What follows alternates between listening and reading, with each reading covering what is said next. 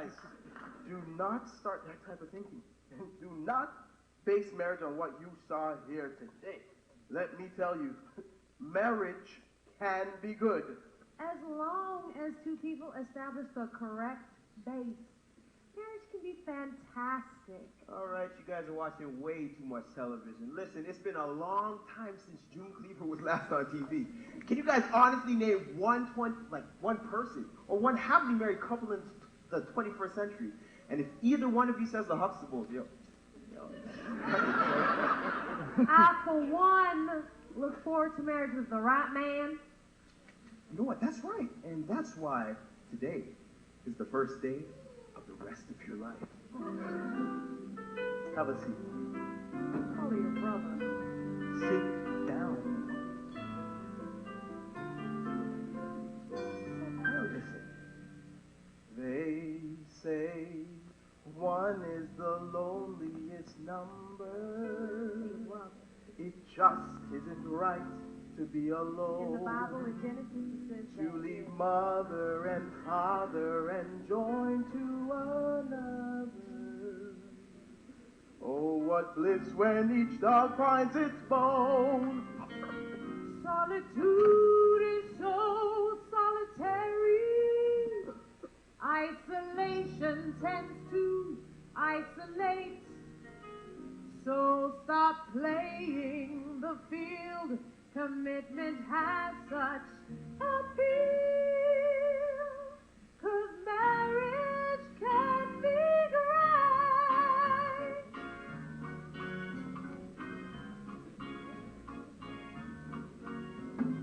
Marriage can be great when the pieces all fall in place.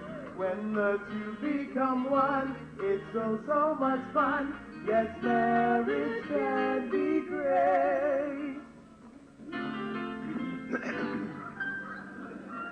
So you say one is the loneliest number. That's right. But it's better than life caught in strings. Yeah, you're tied by a rope, and life has no hope. You're an eagle, but who's clipped your wings? Freedom is so liberating. Really? And variety's the spice of life. Right here. Can marriage be great and worth all the wait when it turns into sorrow and strife? Marriage can't be great. Get out before it's too late. Forget it. The supermarket is closed. That is so typical of you. You know what's typical? You trying to be nice to me at bedtime after you've alienated me all day. You alienated yourself. Well, here I go one more time for the day. I'm alienating myself again. A man of uncontrollable loins. You seem to think you can use intimacy as a means of controlling me. Well, let me tell you something, Mrs. I can live without it just as much as you can. Who am I kidding? The woman's a robot. Please. I'm willing to bet my firstborn you can't last 2 weeks without it. You'll see, I have self-control. I have to put up this kind of nonsense. Good night, dear. I can do this. I can do this. I don't need to be tormented like this. I am a grown man. Well, I tell you, no one is going to make me a slave to anything.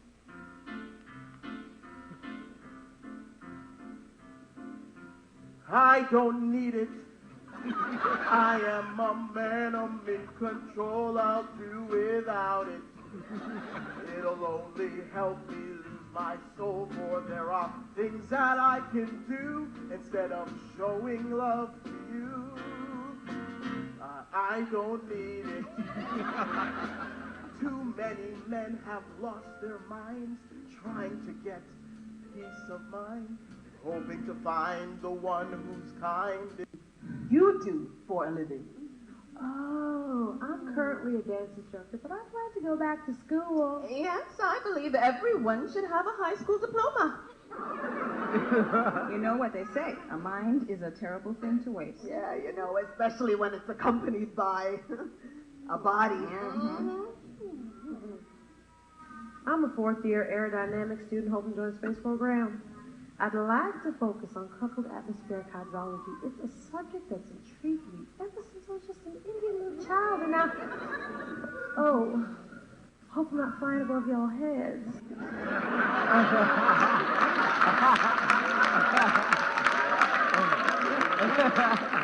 Well, cheers, that would be easy since it seems y'all never would have left the ground. Oh, are you speaking down to us? I would never do a thing like that.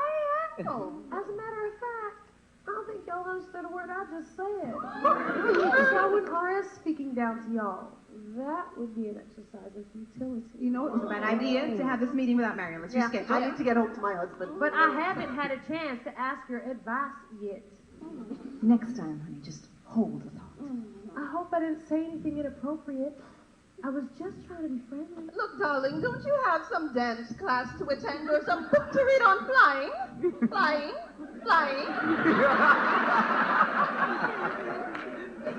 If I didn't know better, I think that y'all were trying to get rid of me. But since you know better, have a good evening. I pray that ones like you would learn a lesson. There are times to be seen and simply not be heard. The words you speak will tell of your condition. A foot in mouth, disease, brain underload. You cannot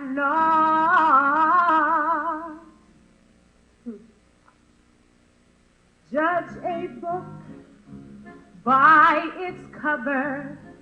You cannot see the heart and mind that is within. You cannot see desire or the drive that takes me higher. You'd like to see me smaller. You can feel much taller. You cannot judge this book by its cover. You cannot see the heart and mind that is within. You cannot see desire or the drive that takes me higher. You'd like to see me smaller so you can feel much taller. This meeting has a quorum, you're not welcome. We'll take a vote and you'll be on your way. All in favor? I. Was nice to see you come, but we'd rather see you go. Don't let the doorknob meet you on your pages there below. Honey, you've got some big chapters. Honey, y'all are one to talk. Yes, we can judge that book by its cover. I don't think so. We can see the heart and mind that is within. I thought y'all were supposed to be church ladies. No need to see desire, 'cause we know you won't get higher. Your flight will soon be grounded as your trunk is overloaded.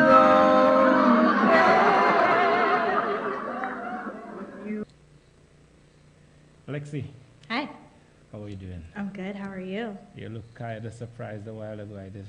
Like You shouted my name. I wasn't ready. I'm ready now. Okay. We're here again, another week of Another search. week.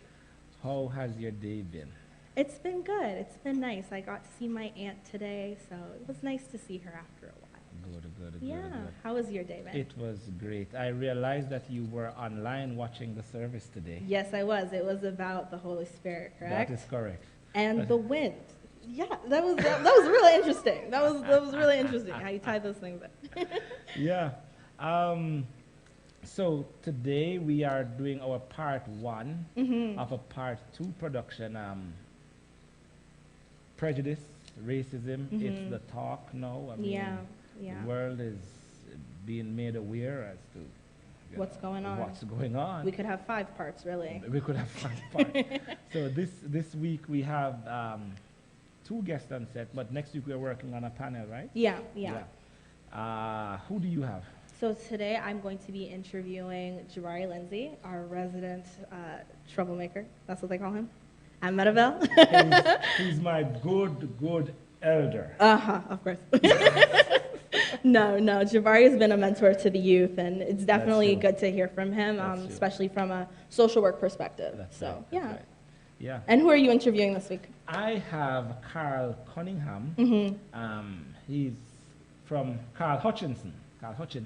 He's from the Apple Creek Church. Okay. He's a writer. He does plays. He has a lot to share. Wow. On the topic of racism. So I know that our viewers are in for a treat this evening. This is Upsurge. Real people, real discussions, real questions, real answers. Upsurge, where the surge is always up. And welcome back to Upsurge, where the surge is always up. Joining me, I have Jabari Lindsay, an elder at Meadowvale. He is also a social worker. He's been in the field since the year 2000. So he's going to be talking to us a little bit about racism in Canada and racism both in the field as well. So just, do you think that racism exists in Canada? So first I want to say I'm not a troublemaker. Let's start there. Okay. Yeah, I think to answer your question directly, yes, racism exists in the world. Yeah. I think it's one of those conversations that we tend to, in North America, get our conversations from the South.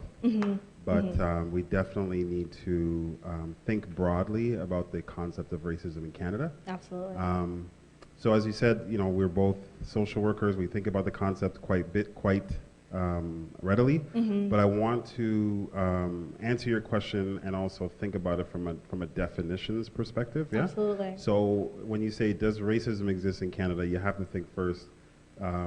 Do human beings prejudge one another generally everywhere? Well, Absolutely. yes. In Canada, definitely. Then, as we continue down that slope, do human beings prejudge one another based on how we look? Well, yes, definitely that is something we need to consider. And then finally, based on how we look or how we think someone looks, with a whole bunch of other conceptual things that are fed into our brains from birth, we then make decisions based on what we think about another person. So if I'm walking down the street and someone smiles at me, depending on who that person is, the context of it, the setting of the day, the time of the day, how I'm feeling, you as well, you may take that differently, nuanced, challenged. That smile could be from someone that makes you feel happy, or it could be for someone that you want to run away screaming, saying, why is this guy smiling at me so oddly, right? Yeah. So I think the concept of does it exist in Canada is so true now because,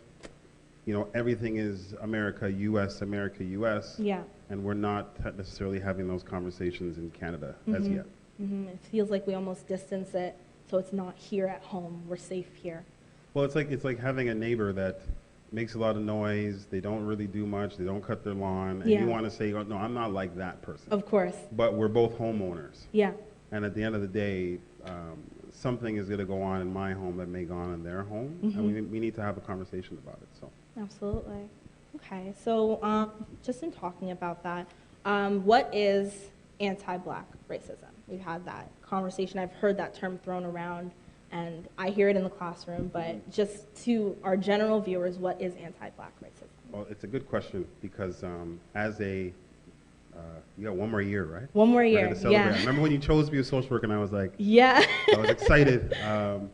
So anti-black racism is an interesting concept because there is the general prejudging of a human being, Yeah. right? And the general discrimination that happens. Mhm. And then there are, if we consider the construct, I'm sure you've heard that in school. Absolutely. So the concept of race is, you know, there are brown, black, peach. My kids went to daycare, Jesse and Corey, Yeah. and Isaac, and they said the peach people say this and the peach people say that as kids, right? Like they had already at 3, 2 year, 1 years old Yeah. started to filter the world through Those this color, this yeah. color, this color. Yeah. So to drill into racism to say is that someone prejudges someone based on someone else's color, but also the nuance that they believe that their race is better. Okay. Right? So that's an important nuance. It's Yeah. not just I think that your race is crummy, it's that I also think my race is better. Mm-hmm. Anti-black racism is a concept of a structural piece of racism that exists that will negatively affect people of African heritage or darker skin. Okay. So it's you'll hear it in school around colonialism, around structural racism, but it's really this predominating thought that the darker the berry, the more nasty the juice. If you were to take that thing and kind of mix it up. Yeah. So it's hard to just say, well, that is anti-black racism or that is anti-black racism because it's so difficult to put your finger on. Yeah. But yeah. it's one of those things, as you probably heard in school, once you get that lens and you know how to see it, it's unseeable. You can't stop seeing it. Right. It's in everything. And it drives you crazy. Yes, yes. So anti-black racism is one of those things where it's systems, structures, processes that are set up to purposefully hinder the progression of people of African descent or of darker skin. Okay. Specifically black skin. Yeah, absolutely. Okay. And so we were just talking about structural racism, so systemic racism. Could we explain that a little bit, and what does it mean to you specifically? Yeah. I work for the City of Toronto, so full disclaimer there. Yeah. And the simplest way to kind of think about it is when policies, procedures, bylaws, all the things that make the city run and hum were created, they were created in an atmosphere where there was a lack of people, specifically like ourselves, who were A, considered people, and B, were able to feed into the system and development of these things. Yeah. So they became natural hindrances to our development. Okay. So if you had privilege and power, which is the big kind of duo in this conversation, then the structural systems would support you. But if you do not have privilege and power, then these structures will work against you. So any system, and you can go across the world, that has people that have less power than other people, those people are going to have problems in that system. Specifically in our system, we have policies and procedures that were developed by people that did not know, or maybe they did, if we were to be truthful, that those same procedures would be hindering people of color for years and years and generations. So in the States, you'll hear Jim Crow rules, you'll hear full segregation laws, whereas in Canada, there's a similar system that was developed with our Indigenous brothers and sisters were the direct targets of that. Absolutely. But because they had no power and privilege, they were the affected benefactor of these negative systems. Us migrating into this country, similar lack of power and privilege, we now are facing the same negative anti-black or anti-Indigenous systems of power. Of course. Yeah. Of course. Hopefully that makes sense for the non-social workers. Yeah, I know. It's just like one social worker to another. It's basically like you set up a rule that says, if you have power, this rule benefits you. And then everyone else in the room that does not have any power now are the unofficial, the rain falls on them all day long. So that's kind of the simplest way to kind of say it, Okay. And just to take from what you were talking about, I feel like if we're talking definitions here, let's talk a little bit about power and privilege. What would you describe as somebody who has power and privilege. This is another one of those social work things. Yeah. You have to go through your own social construct, Absolutely. who you are, Yeah. and think about the things that bring you power. So I, as a black man, will be able to say that I have faced racism and anti-black racism in my life. Yeah. But I am also a man. So that maleness brings me power. Absolutely. So that begins to balance. I have a home. I drive a car. I got a job. Power, power, power. You're doing okay there. I'm doing, well, my wife would say I'm doing better than okay. I'm working hard out here. Yeah. So the more you strike on that power and privilege ledge, the better off, according to our particular system, the better off you're doing. Yeah. Whereas I actually manage an office for Ontario Works, or welfare, it was called 20 years ago. Okay. So I know men, women, children, who are on the opposite side of the spectrum. Yeah. No money, no home, no job. Plus they have new to the country, don't speak the language well, and they are part of a religion that is not part of the populist religion here. Yeah, yeah. Lack of privilege, therefore lack of power, therefore all the negative things that comes along with it. Absolutely. So it's a system where you can eliminate the person that's standing at your door saying, we don't want you here, go home, we hate you, that overt racism. But it's a system that also has that that challenging undercurrent that you could feel if you're one of those people, but if you're not there, then it's kind of goes over your head. Yeah. Okay, okay. So we've all seen what's been going on recently in the news, all over social media. It's been a lot. So I just want to ask, how have you been coping? Wow. Not well. I think the COVID quarantine. That made it worse. Well, you know what? It made it so that you had nothing else to think about but whatever was coming through your TV screen if you chose to watch that. Yeah, yeah. So for some of us who are Christians, it gave us a more chance to spend time in the Word uninterrupted. But for myself, we opened an open office, so I've been going to work.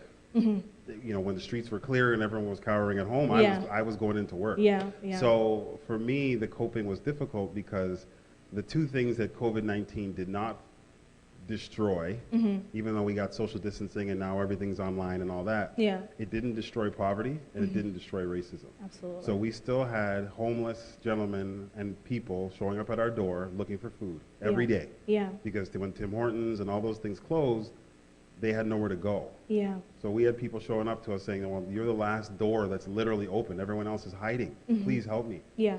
And those same people would then go to, when things started to open up slowly, to a bank or to a food bank and something.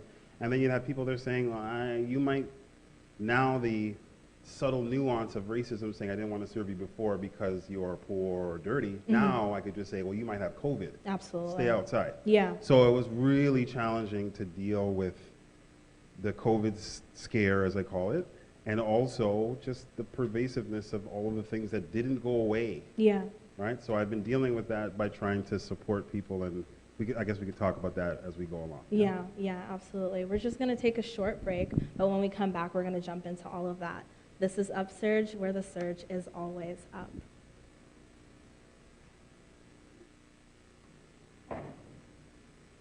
Welcome back to Upsurge, where the surge is always up. I have Jabari Lindsay joining me once again. Before the break, we were talking a little bit about current media and the news and how you've been coping with that. So you were talking a little bit about your work experience and the fact that you didn't get the chance to really deal with what's going on. Everything's still been happening, right? I think the how to deal has been the most difficult part.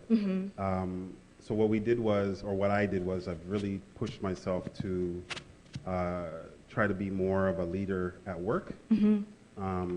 My division has 1,800 people in it, of which I think about 30 or 40% of it are identified black people.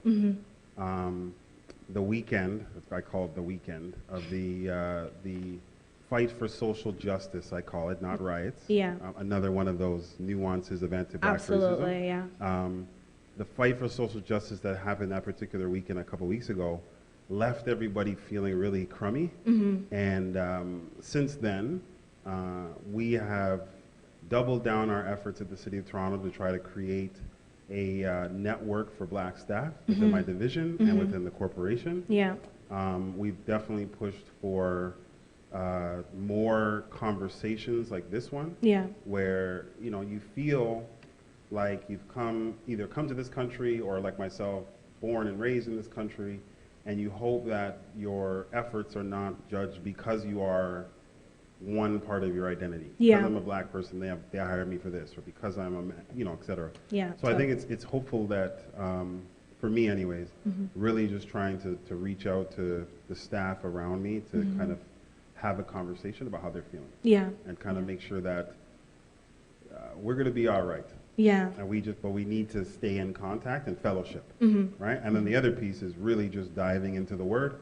And there's been a lot of sadness and focus on people that have passed away over the last couple months because you can't do funerals, you can't do this, can't do that. So I've never found myself witnessing to so many people over a 3-month period. Wow. Because people are coming saying, the person that sanitizes our door handles lost 3 brothers in 3 months. Wow. So when she wipes down my handle and stops for a moment, I make sure that I say, how you doing? How you feeling? Can I just share a word with you? Is that okay? And I know people say, you're not supposed to do that at work, etc. The COVID rules are what I call them now, like the Jordan rules. You can do whatever you want at work as long as it's intentional and being helpful. So I find like this is a good time to just spread the word with people and talk to them. I'm going to throw a question out at you, and I asked a similar question a couple weeks ago, but as a black father, how are you coping? And no, I have to ask because I feel like there's so much that we have to share with the next generation, and we want it to be better for them. So how are you? I'm not a parent, so I can't imagine what you're thinking or feeling. So how do you? Well, what I'm thinking and feeling is worried. I grew up in the city that I'm raising my children in Brampton. And I remember the street that we got pulled over every day when they would stop us and say, oh, it's a routine spot check. Pull down your seats. We're going to go and look every day. And it's the same police force that people are criticizing now that I've been doing particular things. The way that I'm coping is twofold. Again, and it's the same way that I'm coping. I've been doing, and shout out to Auntie Lanice and the Children's Ministries folks. We do videos every night now where I'm just spending more time with them. A quote that a good friend of mine gave me when I first became a father 11 years ago, he said, your children need to know your character. So before I'm a black man, before I'm a dad, before I'm this, they know me as a person, all of my flaws, all of my negativity. And when the TV may say, we're looking for a man with, literally heard this, I was walking down the street the other day and police, looking for a man, suspect, dreads, 6'3", and I'm like, oh my God, that's me. I need them to know when they look at me, they see someone that they know and they could relate to, and they're proud to be. And then the second part, I took them to a rally, and that's awesome. For 3 weeks now, they've been chanting, no justice, no peace, while they're playing with their Legos and stuff. So I'm hoping that, my dad is from Grenada, and he grew up with Morris Bishop, and he would tell us about the conversations that were happening there about togetherness and people and making sure that we were raised in a social conscious way. He handled me my Malcolm X book when I was 12. So I'm doing the same thing with my kids. I'm just going to raise them from a social justice perspective, but also knowing that they are proud black people, regardless of whatever the world decides to tell them that they are. Absolutely. So that's my father answer, I think. And then I'm going to add a piece to your question. As a husband. Because my wife, I think, sees me leaving every day, and there's a worry that black women have for their men, that they don't talk about it a lot until something unfortunate happens. So I think for me, the praying with her and making sure that we're connected has been even more important because this is a scary world for men that look like myself and for their partners. So when my wife sees me go every morning and I say, don't worry, I'm going to be okay, I'm going to take care of myself. And then we pray together. We're asking God to kind of lead our steps to make sure that I come home. Absolutely. So it's important. And so something that a lot of people take for granted. When I say take for granted, I mean the black woman's place in this conversation. And that, the mom, the auntie, the wife, I was with my sister this morning, the sisters Yeah. who are looking at their boys and men and saying, please, I hope nothing comes to this person. Yeah. But it's the same prayer of protection that we pray every day for our brothers and sisters, that we need to just continue to pray fervently around and stay grounded in that. Absolutely. Thank you for that answer. We're just going to move on. So what have you been doing? You talked a little bit about how you've been coping and how that reflects at work, but what have you been doing in terms of the next steps? Well, I'm trying to, again, from a spiritual place, just really being mindful about praying for the youth of our church. Yeah. I don't know what it's like to have that much information coming at you. Google and YouTube and all these things that I tell my children are only like 15 years old. Yeah. Right? So I grew up in a space where we knew all of the evils and dangers that were around us, but they weren't telecasted through our phones and through our TVs and through our this. So I pray that you guys, or young people, build in a filter to know when it's time to shut down the trauma. Yeah. And say, you know what, I'm just going to run through a sprinkler today. I'm just going to do that. Yeah, right? yeah. Let's go eat a popsicle and just be a kid and not try to change the world social justice-wise every day. Every day. I think the other piece is just, I've been trying to reach out to young people that I know and just make sure that they're okay and ask that question purposefully, or like, how are you doing? Yeah. And then, the other way is I'm trying to become more social media mindful. Okay. So posting things and sharing art and sharing words of wisdom and things that your generation lives in a world that, unless you know how to get into it, like through your phone or through your computer, like you don't get access to that. Now that I know how to do it, I don't think I'm that old, It's important for me to be in there to say to folks that are angry and that want to go and break something and want to run up and down and just yell and scream that this is a big loop. And racism, just like prejudice, just like all of that, is a sin that was created and that we have to pray away, but also act away. Absolutely. Right? So just being mindful in that. And then finally, just like I said before, really working closely with the folks at work to not just treat people better from a client perspective, but also ensuring that our Black employees at the City of Toronto, and hooray, the City of Brampton's finally got their own unit now, so I reached out to them to try to see if I could help there. But, just continuing to do the work that I've always done. And just try to make sure that people feel supported in the work that needs to happen. So, Okay, it's very, very important. And I just want to jump back a little bit. You talked about unplugging, and I've heard people say this to me for the past couple of weeks, and I hear it, and it's like it goes in one ear and it's out the other, because as soon as I open my phone, it doesn't matter what platform you go to, it's there. So do you have any tips for unplugging or ways that you've done it? Just to kind of airplane mode. Airplane mode. So hard. Airplane mode. See, I got these guys over here like, what's that? What's airplane mode? Airplane mode. Just hit that little airplane button on your phone. And give it an hour.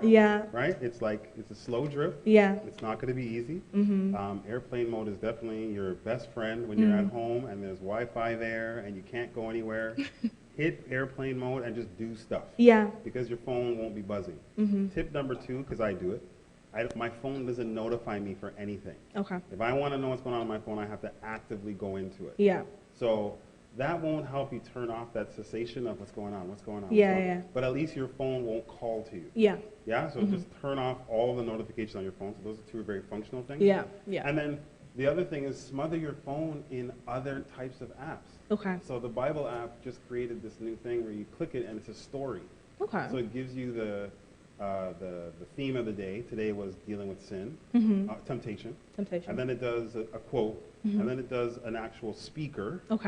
So usually these really cool people from California with great tans and stuff or whatever. And then it gives you an actual devotional that you can take on. Right? So it's not just the regular open your Bible and hopefully something in these hither and thithers will inspire you. Right? Speaking very real, that's what I always do. I mean, sometimes you have to figure out different ways to figure out how to get that word into your spirit and then let the Holy Spirit do its work.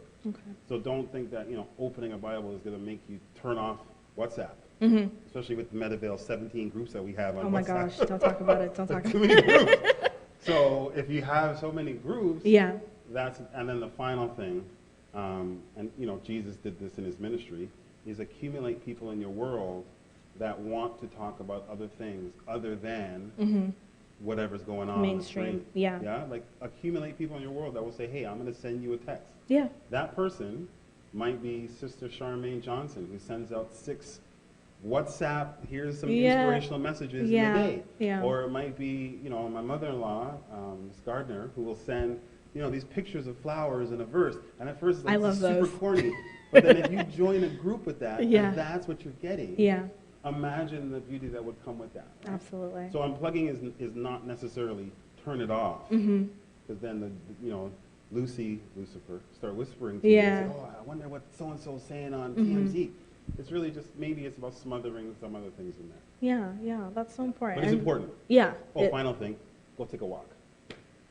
Yeah, Okay? yeah, Take a that's walk. definitely Take a 10-minute needed right walk. now. And 10 Yeah. minutes will turn into 100 minutes because you're still working through some sort of problem that you've had. Sister Bryant and the health ministries team started that walking thing. Yeah, counting Pastor's your steps. losing terribly in it, so when he comes up here, you can laugh at him. I'm at 26,000 steps for the day, so you can tell him that. But those are some things you could be doing. Yeah. Leave your phone at home, Yeah. airplane mode, and go for a walk. Okay. By the time you get back, Yeah. you'll feel tired. You'll feel better. You wouldn't have looked at the screens, and you know things will move on. Yeah. Okay. yeah. So I'm just gonna ask one more question. We're gonna do a 2-in-1 kind of wrap up thing.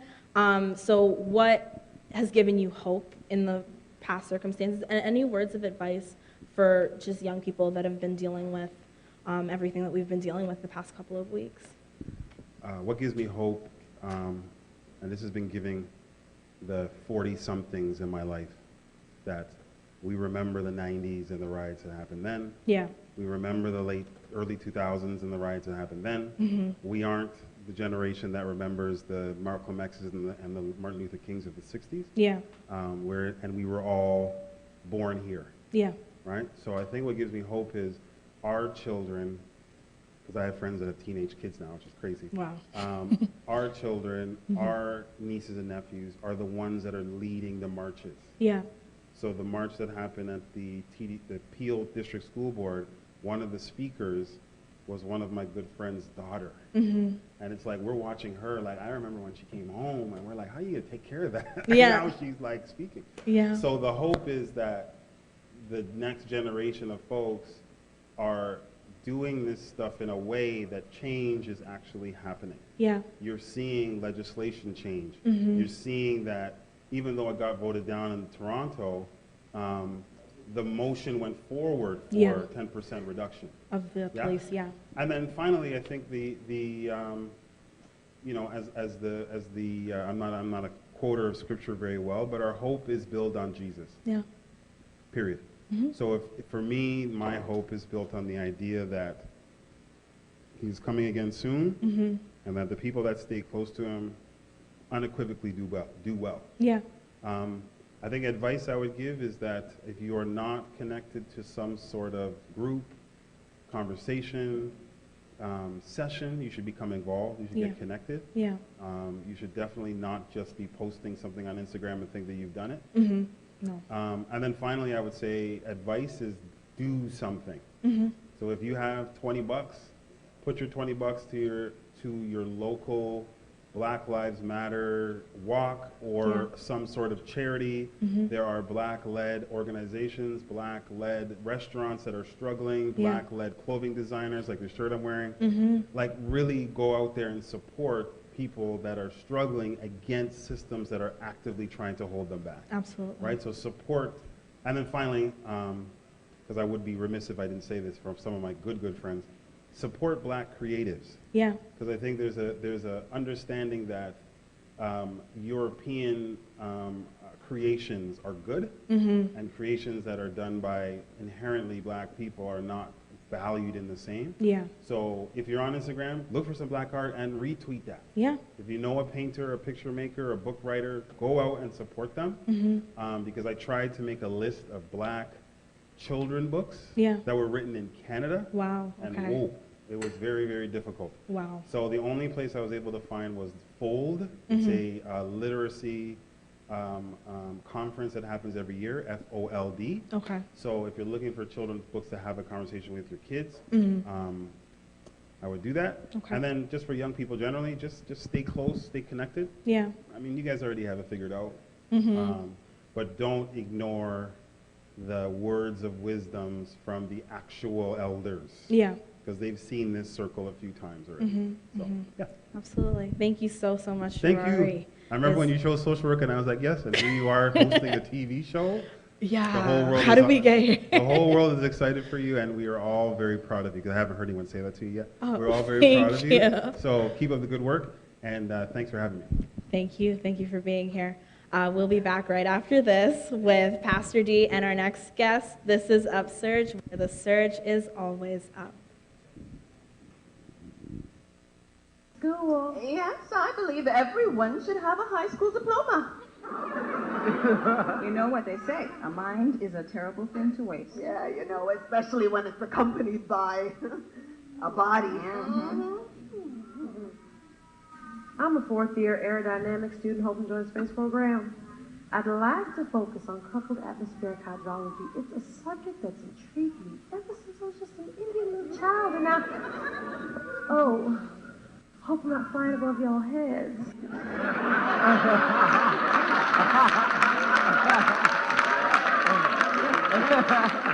It appears that would be easy since it seems y'all never would have left the ground. Oh, are you speaking down to us? I would never do a thing like that. Oh, as a matter of fact, I don't think y'all understood a word I just said. So I wouldn't rest speaking down to y'all. That would be an exercise of futility. You know, it was a bad idea to have this meeting without Marion. Let's reschedule. I need to get home to my husband. But I haven't had a chance to ask your advice yet. Next time, honey, just hold the thought. I hope I didn't say anything inappropriate. I was just trying to be friendly. Look, darling, don't you have some dance class to attend or some book to read on flying? Flying? Flying? If I didn't know better, I think that y'all were trying to get rid of me. But since you know better, have a good evening. I pray that ones like you would learn a lesson. There are times to be seen and simply not be heard. Welcome back to Upsurge. Real people, real discussions, real questions, real answers. Upsurge, where the surge is always up. We're here this evening with our second guest, Mr. Carl Hutchinson. That is me. A writer, a sales training manager.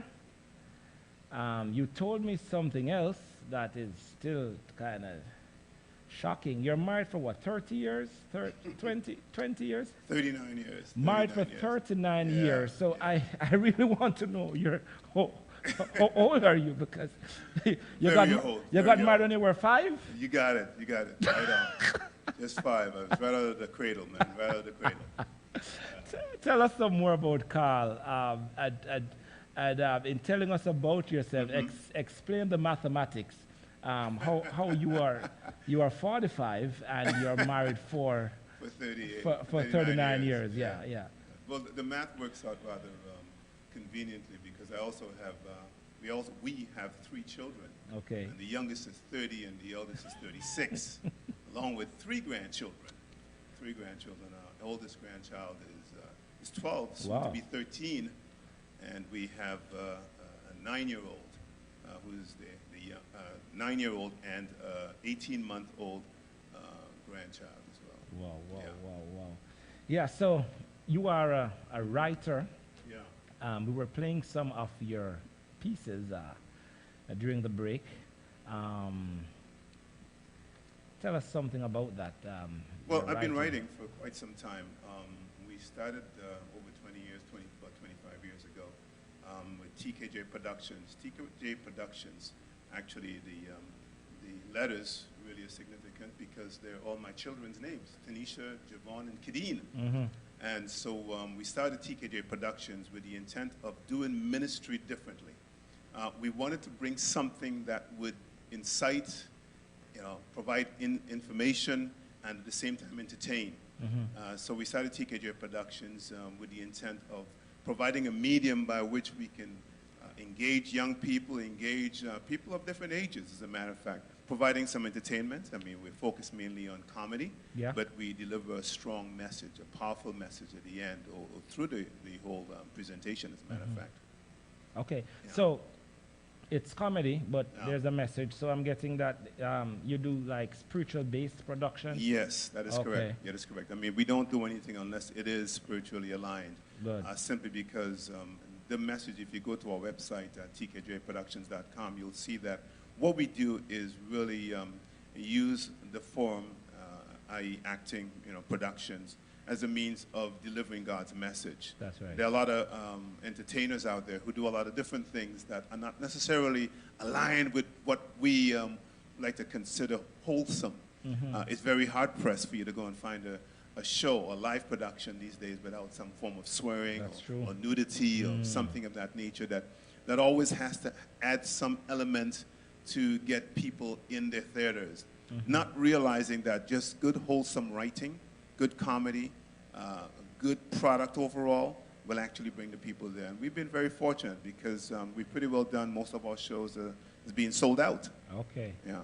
So I know, well, I heard about you when I just came to Canada because of a production that you did when the General Conference, the Seventh-day Adventist General Conference session was here in Canada. Yeah, in 2000. In 2000. Right. So you were actually, your production was actually featured at the General Conference. Yeah, we did a production for the young people called Coming Home. And it was centered about, or going home, I should say, centered around the fact that we're going to heaven. What are you preparing? What are you planning? What are the things that you're doing to get yourself in order so that you can really enjoy the bliss, so to speak, of heaven.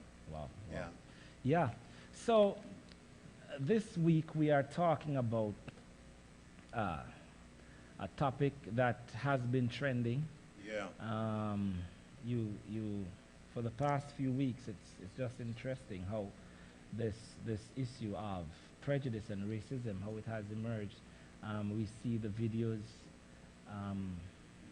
It's really started with the George Floyd, the police officer, had his knee on his neck for several minutes, and then the protest started. It's like it really woke up people, all people, to the reality of this monster called racism. As a writer, producer, sales manager, a black man, but in your context, is racism real? Is it real? Alive and well. It is alive and well. Definitely racism is there. I've had quite a few incidents myself.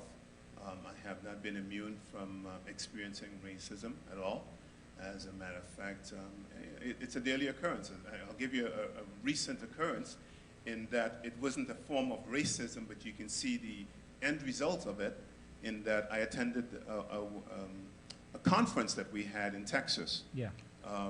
As a matter of fact, just before COVID started in February, and I went there, and there were over 350 management-type people there, whether it be VPs, directors, managers, you name them, they were all there, 350. And I looked around the room, I panned the room, and to my surprise, I thought to myself, there are only two people that, or should I say, one other person that looks like me in this room. 350 people? 350 people. In a hall in Texas? A hall, yeah. And only two black people? Yeah, so it was, I said to myself, well, wait a minute, what chance do my children have? Whoa. Or what chance do my grandchildren and these other individuals who are seeking employment have when the ratio is slanted? How did you feel? Was it intimidating? It was and it wasn't. Okay. It wasn't. I say it wasn't simply because of the fact that I'm used to being outnumbered, so to speak. I came to Canada 50 years ago, over 50 years ago. You came to Canada over 50 yeah, years so ago. you know you can do the math. But the math's starting to come together now, right? Came to Canada in 1969. 1969. You probably weren't even born as yet. No, I wasn't. Nowhere near here. Nowhere near here. You were probably not even a thought in your parents' mind. Not even a thought. All right. So, yeah, that was 1969 we came to this country. And when you come to a country like Canada in the 60s or late 60s, it's rather apparent that you're going to have to learn to do things alone a lot. And you're going to stand out quite frequently, as a matter of fact.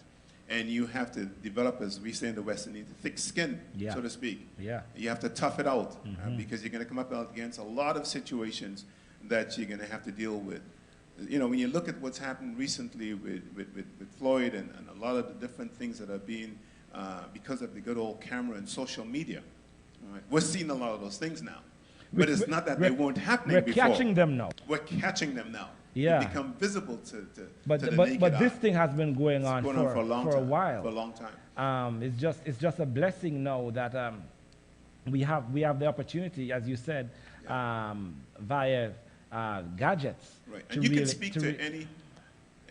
Sorry to cut you off. But you can speak to any person who's been in this country or anywhere in North America for as long as I have, and they can tell you stories. They can give you a lot of stories. I mean, I can tell you stories right now. You know, riding my bike home. Where in Canada? Because I want to know. This is a question that a lot of people. I talk to people all the time, and they're like, "So, I mean, you're okay. You're in Canada. That's what my friends in the States say to me. Pavement gold. Yeah, they're like, no, you don't. I'm like, I understand what you're going. I'm like, they're like, no, you are in Canada. You don't know what is happening here in America. Yeah. You coming here in the 60s, right? Do you, and you have been here for 50 years. That's correct. Tell us, is racism here, is it strong, is it entrenched in Canada? Is it an issue that we have to deal with in this context? It's an issue. It's just a little bit more. It's not as in your face as the U.S. It's overt. You know, it's there. Canadians are very good at presenting a front. Yeah. You know, they're very good at it. And let's face it, we live in a melting pot. We have a lot of cultures represented in North America, and that's been the saving grace of black individuals to a large extent, because we have a lot of Indians, we have, you know, Chinese, we have a lot of different cultures that are here. So we do have a mixture of different peoples here, but that does not isolate us as black people from racism. I remember going for a job interview, just to bring up another incident. I remember going for a job interview after sending in my resume. Carl Hutchinson, if you look at that name, Carl spelled with a K, Hutchinson, very German.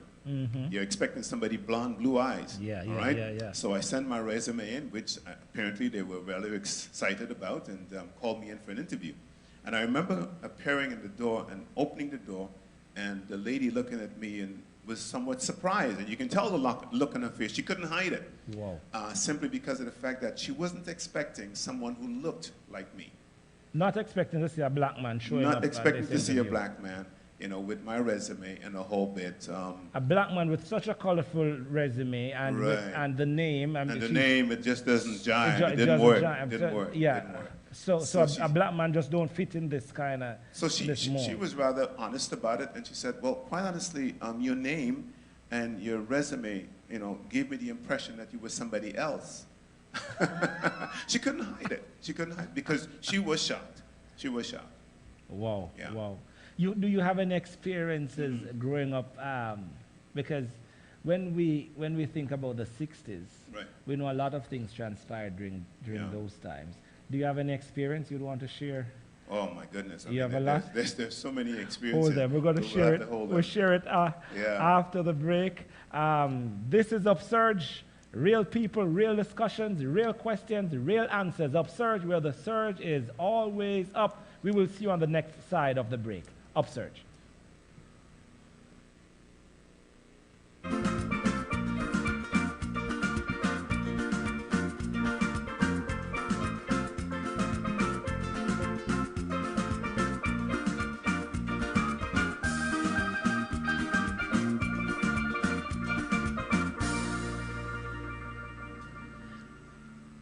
do you do? How y'all doing tonight? Y'all come to have a good time, eh? Great. For all the Jamaicans in the house, how you do? All right, all the Trini, how y'all do? That's all I know. Anyway, my name is Mavis Mackenzie, and I am neither rich nor poor. The Lord blessed me with 5 children. He knew I couldn't handle more. 4 of the 5 have. Here what we're playing one of your pieces. Yeah. We're gonna get a full, well, not a full version, but we'll play some more if we could find some time at the end of the show,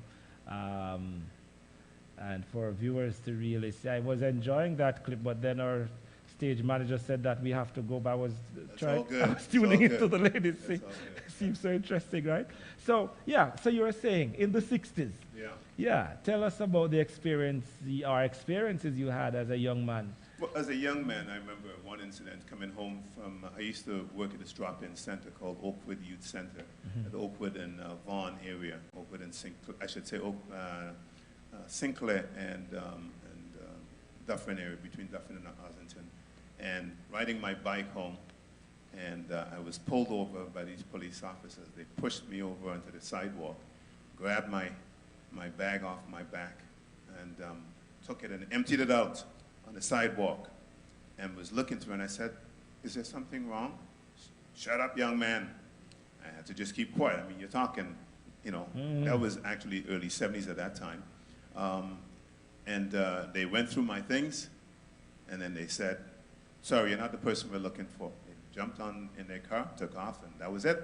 And they left your stuff there? Just left my stuff all over the ground.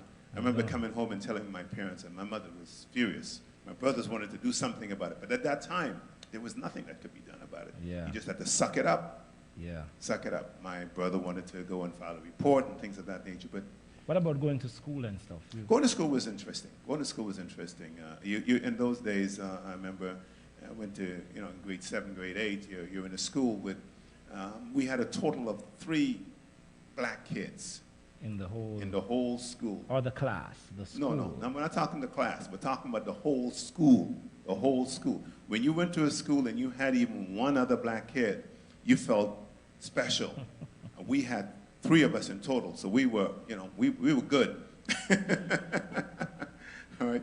So, everything is relative. You compare it now to today's situation, which is a lot different, but the racism still exists. Yeah. And I remember as a hockey player, I wanted to play hockey. When I came to You wanted to play hockey? I wanted to play hockey, man. Wanted to play hockey. I loved hockey. As a black man? As a black man. Even though my friends, told me, don't bother with that. Not basketball, not soccer. I played basketball as well, but I wanted hockey. I wanted hockey because I loved skating. I loved the idea of being on ice. I loved the stick handling. I love all the different moves. Were you skillful enough? I felt that I was.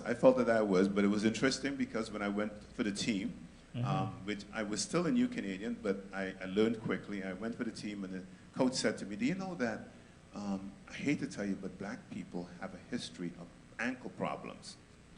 You went for the team, and they said that black people have a history of ankle problems. So skating is not something that we recommend that you do. And that was, told to me at that time as a young man. And so I had to go home and tell my parents this. So my father, if you know my father, he says, "You are going to learn to skate. You are going to be the best skater on that team." And what he did was he took me out to the skating rink at the back, and we'd be there sometimes late at night. He didn't know anything about skating, but he'd say, "Go forward, backwards, forward, backwards." And I had to go do all those things, get all those drills. He said, "Let them try to kick you off the team now." So that was the start of my hockey. Yeah. I mean, there are a lot of challenges that the race has faced and has been facing. And as we mentioned earlier, in recent times, we see this situation in the United States. Right. It was such a blatant and brutal video to watch. I mean, so inhumane. The guy was there, the police officer, and it was obvious that he wanted to kill the guy, right? So we see these things, and it's hurtful, right? It's painful.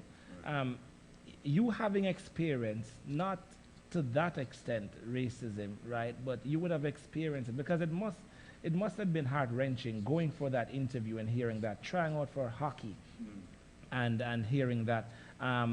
You went to Texas a few days ago, and a few months ago you saw this situation, only 2 black people in a room with 350 individuals. My question is, how do we deal with this? How do we as a race deal with this, come together and really overcome this hurdle? Well, one of the things that we're doing right now, which you and I are doing, is talking. And the talk is very important.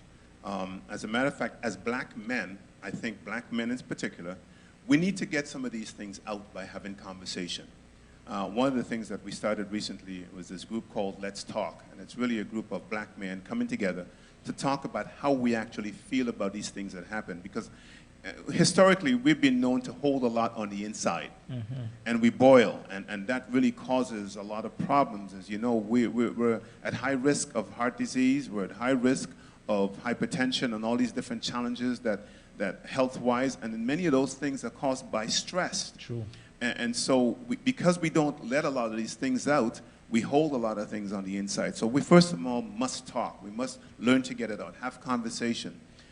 Secondly, then what we must do is devise means by which we can support each other. Yes. The black community now more than ever, if this isn't a wake-up call for us to come together and realize the importance of supporting every member of the black community, then there would never be another opportunity of this nature. Wow. You know, I don't think we would have missed the boat. And when I talk about supporting, I'm not just talking about saying, hey man, you're doing a good job, keep up the good work. No, I'm talking about put your money where your mouth is. Yeah, yeah. I'm talking about, you know, ensuring that you hire, ensuring that you support financially other businesses that might be struggling, ensuring that we don't create what is called individual wealth. When I say talk about individual wealth versus community wealth. That's deep. Yeah, it's a challenge. Individual wealth versus community wealth.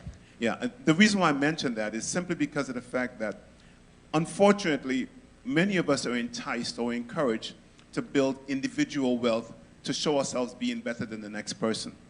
In doing so, what we're doing is really knocking down or destroying the black community. Yeah, because when we do that, what we create is not racism, but classism Exactly. within the same black community. Exactly. And Exactly. we still have, it's the same problem. It's the same problem. So what we need to do is find ways to encourage by saying, you know something, if I'm a black businessman, whether I have a legal firm or whether I have any other form of business, whether it be stonework, my job now is to train and support 3 or 4 other black business people, all right, to get them to the level that I'm at.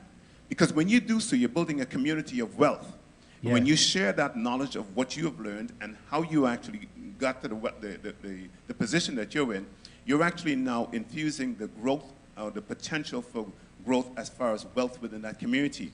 When you have more of you bringing in these dollars, then you have power within your community to be able to put people in positions as far as votes are concerned. Wow. We get where I'm going. Wow. All right? Yeah, because yeah. we all know that financially, if we cannot be respected in a community if we don't have the financial support. That is true.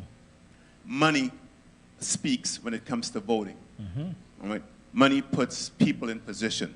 So we now have to build that infrastructure within our community to put some of our people So in let's those backtrack positions. a little bit, because what you're saying is profound, right?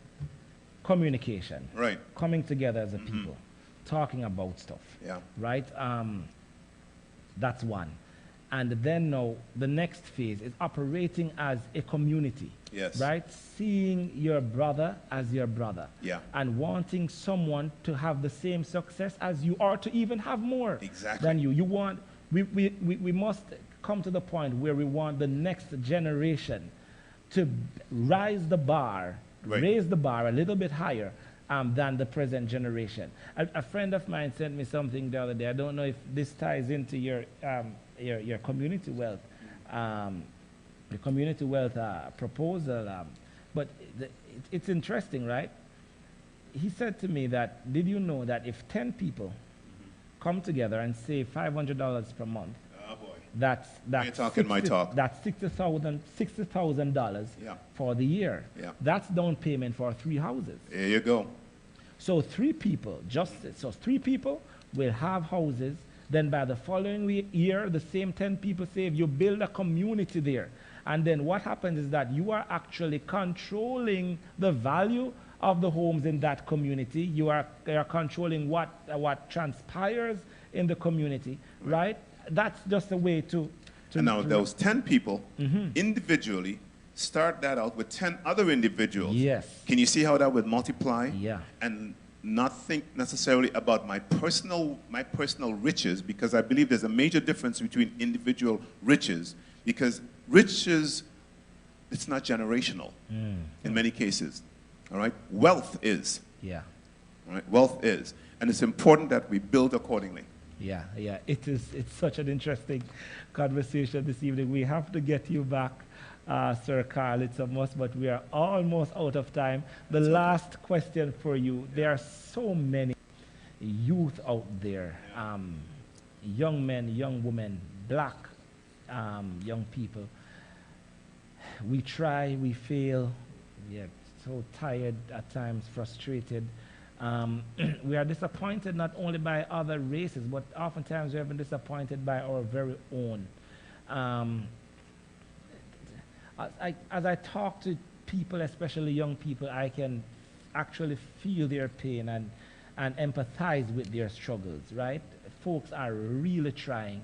It's just not working out as black people. Then we look on the TV and then we see all these things happening. It's just so depressing. What word? What's the last word you have for us? A word of encouragement for someone there who is on the verge of giving up, a black person, a young man, a young lady. Well, the first thing I'm going to say is, first of all, don't give up. Yeah. If I look back on my 50 years in this country, if you look back to where we were 50 years ago and where we are today, steps have been made. True. We can't always think from a fatalistic perspective to say that, you know something, it's not going to work out. We have to create opportunities for ourselves. I think one of the things that we have listened too long to is the negativity that comes over media, the social media, negativity that comes over the different media forms that delivers these subliminal messages to our youth, telling them of how worthless they are. We now as parents, we now as grandparents, we now as a community must find ways to communicate positive messaging on an ongoing basis from the time these children are young, from babies, letting them know of their worth.